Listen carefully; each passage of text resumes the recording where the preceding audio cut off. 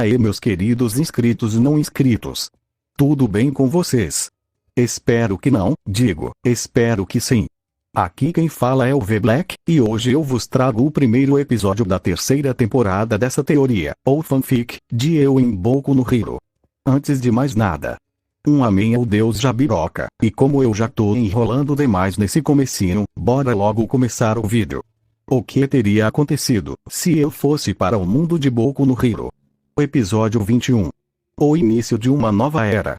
Nossa história continua, quando a Toga havia acabado de fugir do hospital em que eu estava, logo após rasgar a minha garganta com uma faca e perfurar o meu coração. Daí eu penso, tenho que dar um jeito de estancar o sangramento, antes que eu acabe morrendo. Então eu me concentro bastante, e tento usar o poder da Kurama para me regenerar. Mas como os meus poderes estavam extremamente enfraquecidos, eu só consegui usar o poder do Shukaku, que é a biju de uma cauda. Daí surge uma pequena quantidade de chakra vermelho sobre a minha garganta, e logo o sangramento para. Mas ainda havia um buraco enorme no meu coração. Daí eu me concentro mais ainda, e tento usar o poder da matéria para reconstruir o tecido do meu corpo. Mas eu só consigo fazer com que o sangramento parasse um pouco. E com isso eu penso, como estou com ferimentos letais, eu não posso gritar para chamar uma enfermeira, já que se eu forçar a minha voz, o corte na garganta vai se abrir novamente. Daí eu tive uma ideia. Eu me concentrei bastante para fazer apenas um clone das sombras, daí eu mandei ele usar ninjutsu médico em mim. Mas como os meus poderes estavam bastante nerfados, o meu clone só estava conseguindo usar o ninjutsu médico básico, do qual estava me curando bem lentamente. E após várias horas controlando a minha respiração, enquanto que o clone me curava, ambos os ferimentos finalmente somem, e havia acabado de amanhecer. Daí eu me concentro bastante e consigo criar um pão, usando o poder da matéria. Mas pro meu azar, aquele era um pão seco e duro, do qual aparentava estar em má qualidade. Mas como eu tava com fome, eu comecei a comer o pão sem reclamar.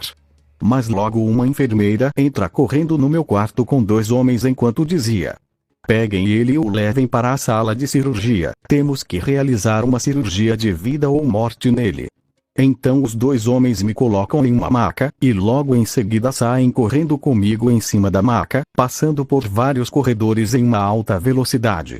E eu só tava deitado na maca enquanto que comia o pão como uma cara de quem não tava entendendo nada. E ao chegar na sala de cirurgia, eis que eu vejo um velhinho usando uma máscara e jalecos sujos com várias marcas de sangue fresco. Daí ele fala: muito bem. Coloquem a cobaia na mesa de testes. Então os homens me colocam em cima de uma mesa de cirurgia, da qual estava toda manchada com sangue. Enquanto isso eu estava acabando de comer aquele pão seco, quando de repente eu ouço um barulho estridente vindo do velhinho. E quando eu olho para ele, eu vejo que ele estava com uma serra elétrica na mão, enquanto que dizia: meu jovem, isso só vai doer um pouquinho, quer dizer, só vai doer muito. Daí ele começa a andar lentamente na minha direção com aquela serra elétrica. E quando eu já ia sair de cima da mesa, aquela enfermeira que havia me trazido para lá, me dá uma injeção no braço. E logo eu começo a sentir o meu corpo enfraquecendo cada vez mais.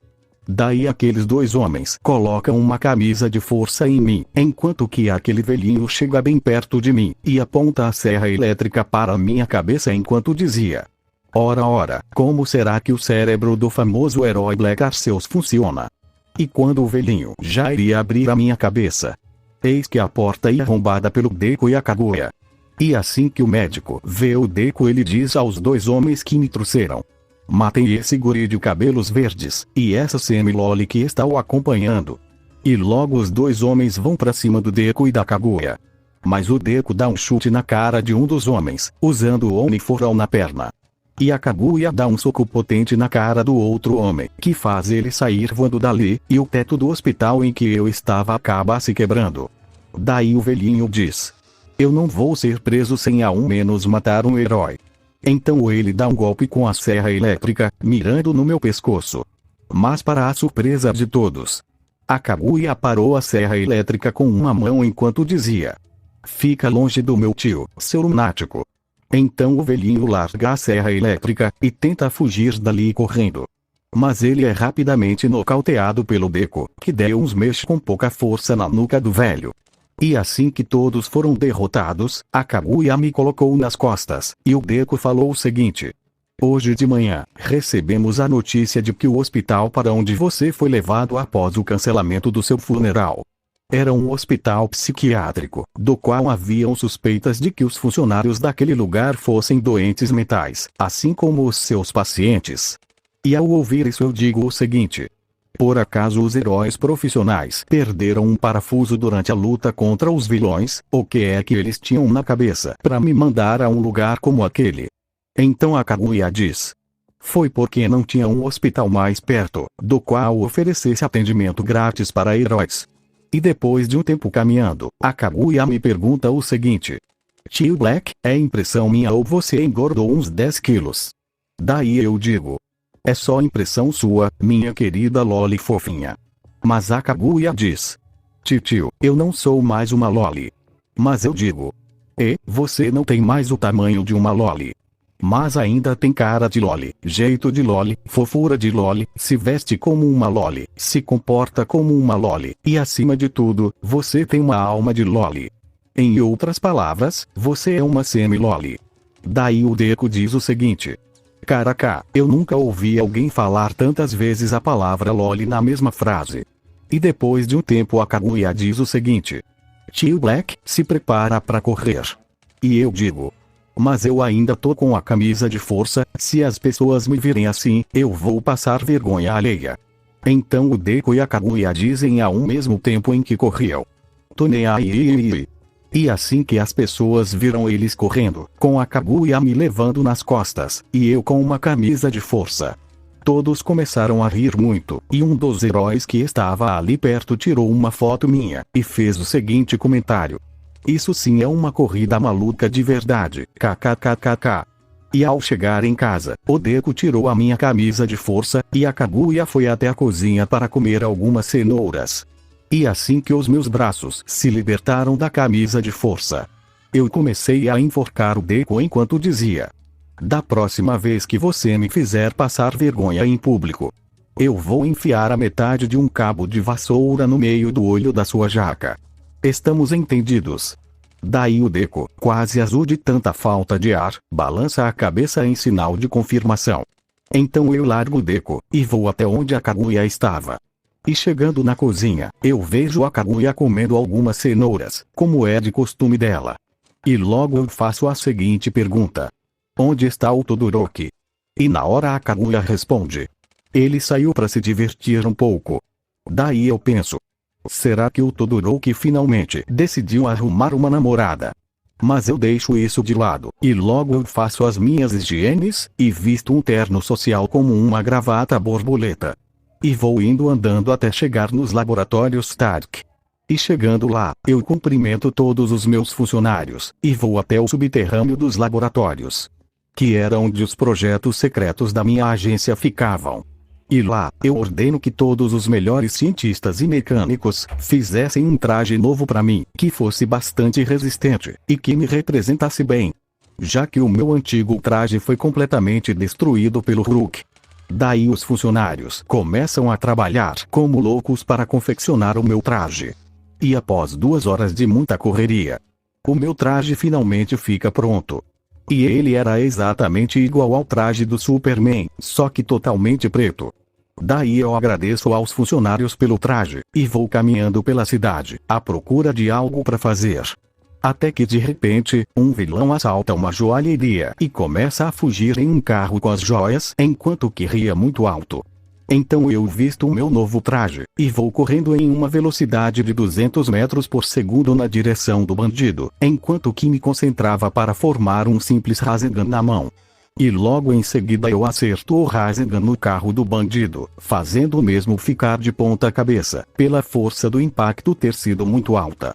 E assim que o bandido saiu do carro, eu dei um tapa na nuca dele, fazendo ele desmaiar, e logo em seguida eu levo as joias de volta para a joalheria, enquanto que os policiais chegavam no local para prender o bandido.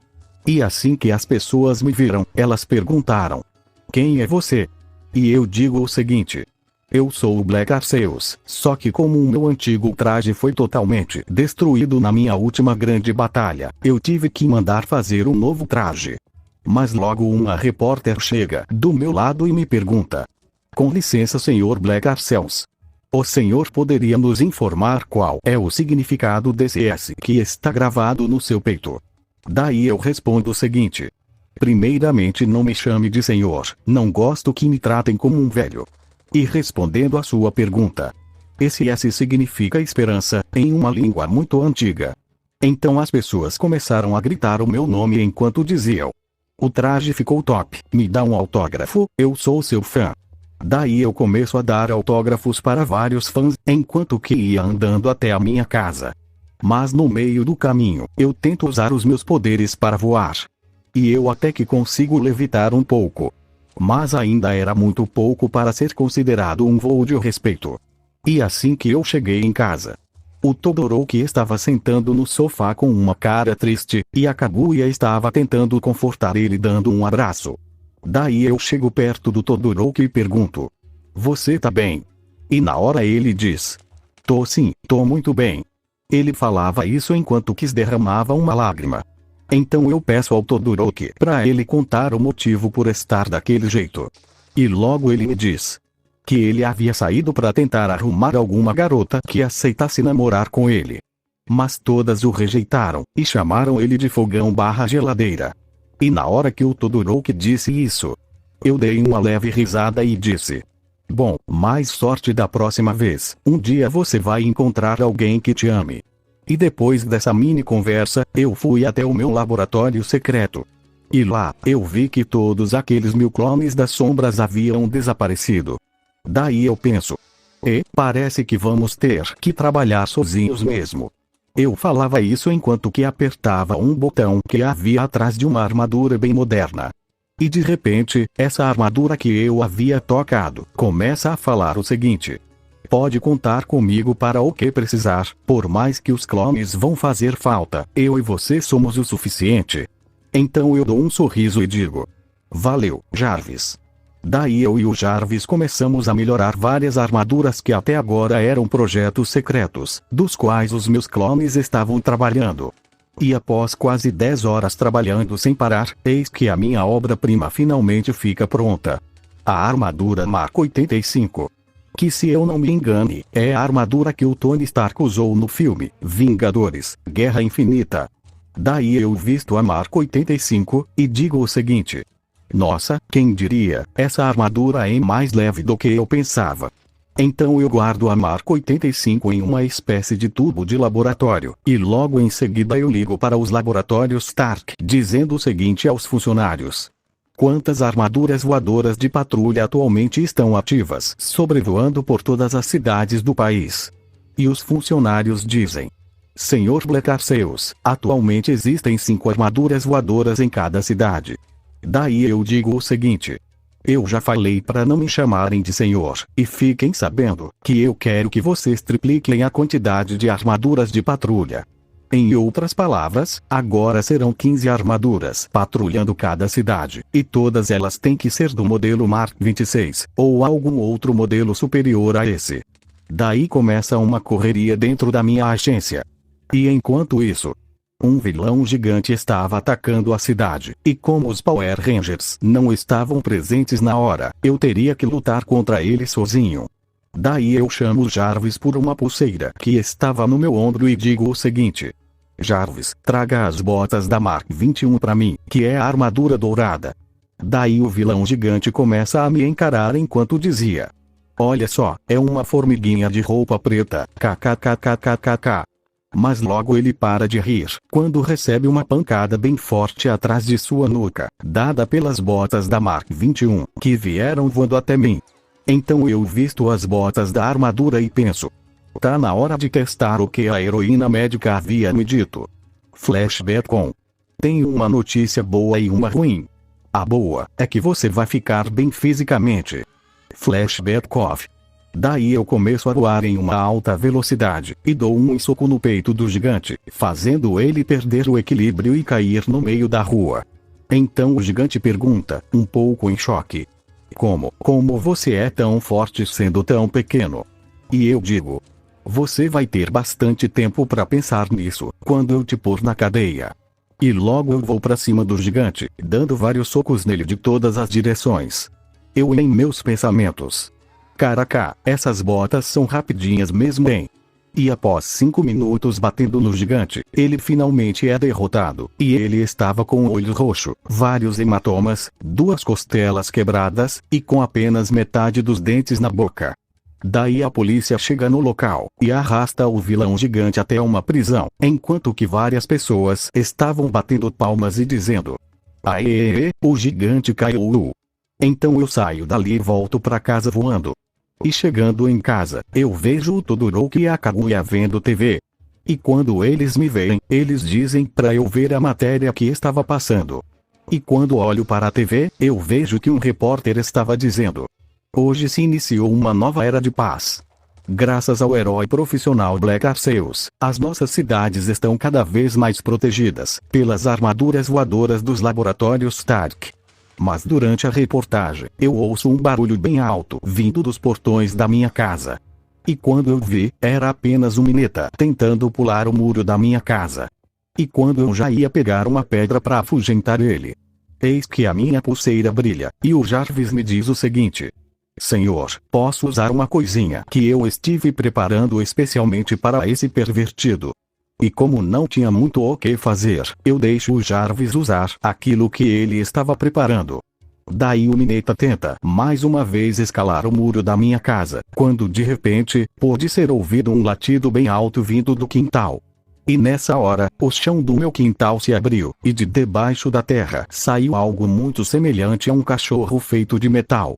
Daí o cachorro vai correndo na direção do Mineta, então o Mineta sai correndo dali com as suas perninhas curtas, enquanto que o cachorro pulava o muro da minha casa e corria atrás dele por toda a cidade. E depois desse dia, eu comecei a treinar aquele cão de metal, enquanto que ao mesmo tempo a Kaguya brincava com ele. E depois de uma semana, eu decido levar o cão de metal para fazer uma patrulha junto comigo. E agora decidam aí nos comentários, qual o nome que esse cão de metal deverá ter. Vocês têm 2 dias para decidir. E o vídeo vai ficando por aqui, e até a próxima, se o Deus Jabiroca quiser. Amém.